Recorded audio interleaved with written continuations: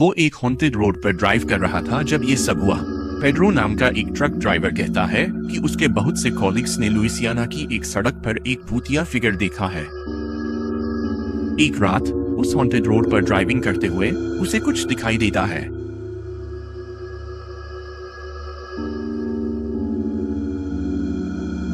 एक पेल सी लड़की ग्राउंड पर झुकी हुई दिखाई दे रही थी और जैसे ही वो पास से गुजरता है वो लड़की उसे दिखती है। पेड्रो ने ड्राइविंग कंटिन्यू की और रुका नहीं ये पता लगाने के लिए कि वो कौन थी।